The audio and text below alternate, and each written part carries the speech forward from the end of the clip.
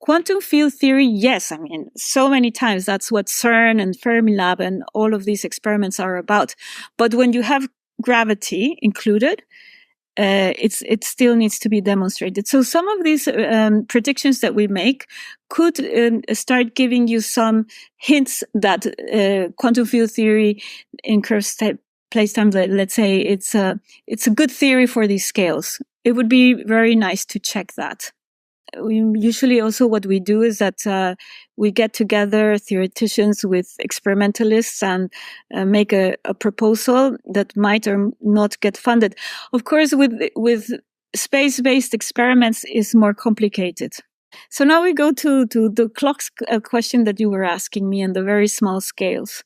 So yes, like you were saying, quantum clocks are the most precise clocks that we have, and actually that is what we use to, distribute clocks in the planet, and you need to synchronize very well computers and airplanes and all sort of things that we need very we for our instruments we need very precise ways of measuring time, and these are done by atomic clocks. So very roughly how would an atomic clock work is that you have many atoms here, for example strontium, trapped in an electromagnetic potential. So the sample could be like atoms that are cold, so that means they move very little, and they're within some sort of volume, so typically it's like a millimeter and so on.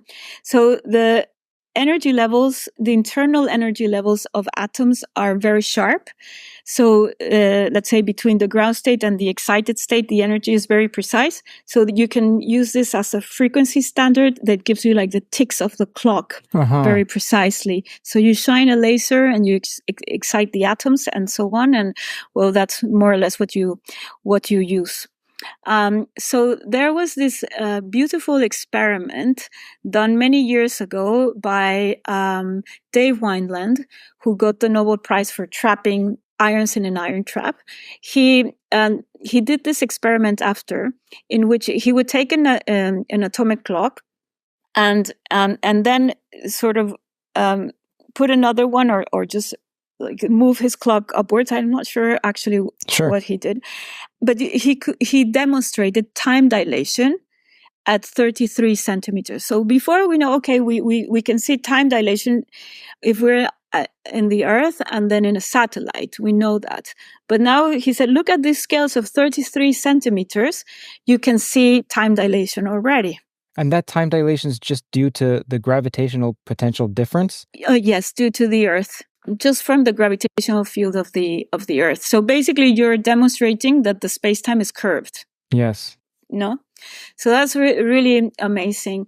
And so, I mean, these clocks are super precise. They have like a systematic uncertainty of, they can reach 10 to the minus 18.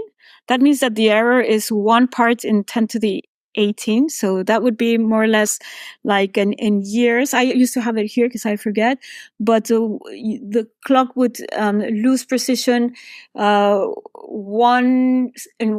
lose 1 second in something like 30 billion years. I had the number here exactly, but I now lost it. But more or less, no, that precise they are. And that's what I was telling my colleagues in general relativity that found it funny that I wanted to measure this curvature things. I said, no, look, I mean, these things are so precise, that is not unthinkable that we can actually measure general relativistic effects at very small scales. So I was talking to Patrick Gill. So he's a colleague of mine who works at the National Physics Laboratory. So that is like the institution in the UK where they do all these, with the Metrology Institute, where they do all these standards of frequency and the different units and so on. So he's working with the quantum clocks, with the Helen Margolis and so on. And I was telling them, you know what? Soon you're going to have a problem because you're going to get the proper time at the bottom of your sample with the proper time at the top is going to be different. And he was saying like, yeah, but we're not too worried about this now. And so 6 months later, No, that happened. 2 papers came out showing that, they could see time dilation. Well, first there was like this 1 centimeter and then even in 1 millimeter. Wow. So now if you think about the quantum clocks, the clock in the atoms in the bottom see a proper time different from the atoms on the top. Yes. Super interesting. But okay, still, people working on clocks might not be that worried. When did this result come out? That must have been a couple of years ago. Okay, so it is not a problem as long as the atoms are independent, because then what you can do, which is what we do with time dilation with GPS, is like we know how that changes, so we can theoretically correct for it, and then you just take that into account, and you don't have a problem. Okay, but now people want to make these clocks more precise and beat this 10 to the minus 18 uncertainty by entangling the atoms. Because we've showed in quantum metrology that if you have entangled atoms, you get, a precision, instead of going like 1 over square root of n, it's 1 over n. It's called the Heisenberg limit. And this makes things much more precise. Okay, so if you do that, then you have a problem. Then you bang your head with quantum mechanics and general relativity being incompatible. Why? Because what time are you going to use? The proper time is going to be different in different heights. Mm-hmm. And the Schrödinger equation on the left-hand side is like d and dt, an absolute time. So here you have a relative time different at each height. So which time you want to use? Okay.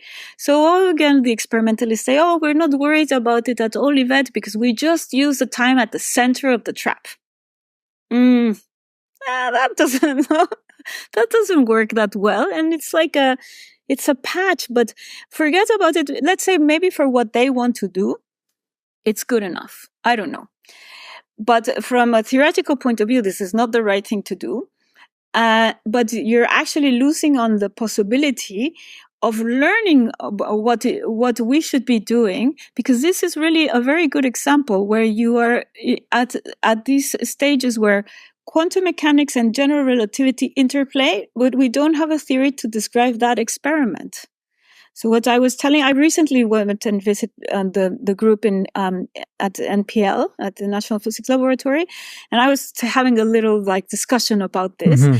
and I was telling them, that we don't have experiments to address these questions, and now you're having an experiment that actually is getting there. So let's use this experiment to try. So you have a theory. That's good. The theory is that you're using is that you say, well, I can more or less do with taking the proper time at the center of my, of my sample. Well, if you want to be rigorous, really what you have is that you lost your notion of time, of clock time. And you need to come up with a new thing. But that is what opens the opportunity of, You came up with a theory which is not very good, I think, which is measuring at the center.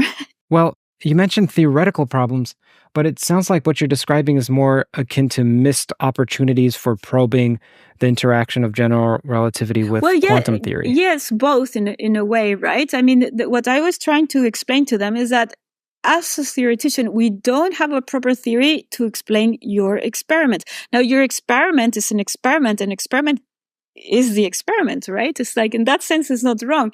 What is wrong is the theory that we're using to describe your experiment, but you need to start somewhere. Again, the little circle that we talked about. So I start with a theory that's not very good.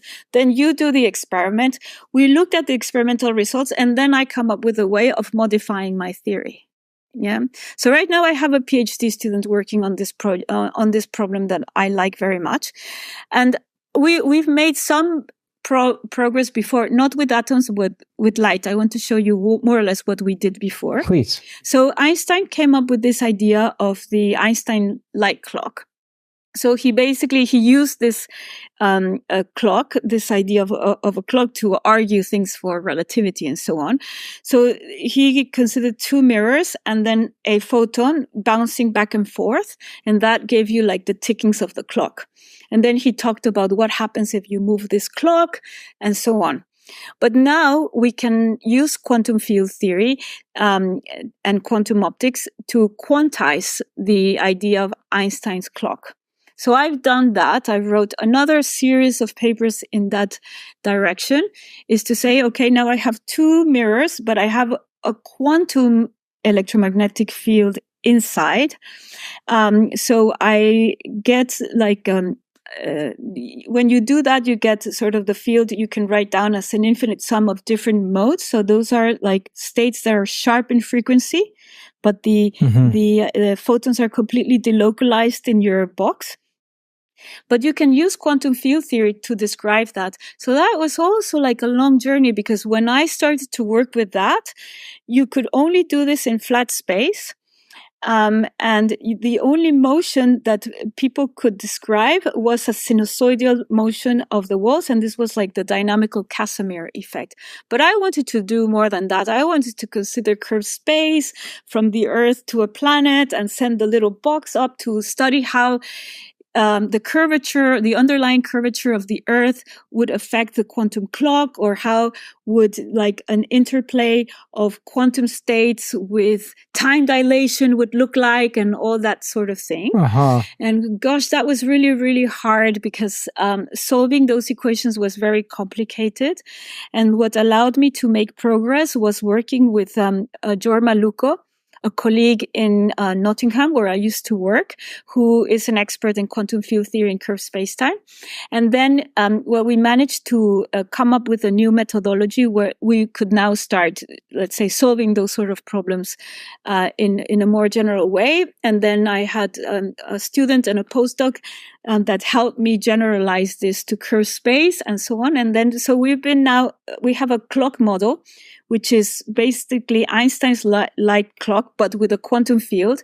We fix a frequency, and the oscillations of the quantum states of this frequency mode give you like the ticking of the clock. But now we can move that in curved space and ask questions about the interplay of time dilation with quantum things. And we found some interesting things, like when you move the clock, due to things like called the dynamical Casimir effect, you create particles like photons inside the clock, and these affect time dilation. Interesting. So it's kind of fun doing that, you know.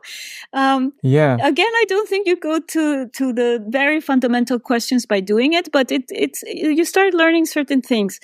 And one of the things I was interested in is that, if you use these clocks to measure space and time, or time dilation and so on, because the state of the field is a quantum field, then you start getting into these uncertainty principles, things that you can actually not measure space and time with infinite precision. Like if you measure time very precisely, then space is not, and this sort of thing. So I wanted to explore more the, let's say, the constraints that you get by in measuring space-time by using a quantum system. Usually when people speak about Heisenberg's uncertainty, they're talking about position and momentum, and you're talking about space and time. Well, I mean, you could, they don't go together, no? So you have energy and time, and then momentum and position. Yes. But in these clocks, you have sort of an interplay of things. You have states that are obey minimum uncertainty in space and momentum, so they're called Gaussian states, coherent states. And then we move these in space, and then you have constraints that come also from the energy and the time. So I didn't kind of go into much detail. I wasn't very precise when I said that. But you started getting the role of the different uncertainty principles that you get from quantum theory playing a role in how well your clock works and things like that, which is very interesting.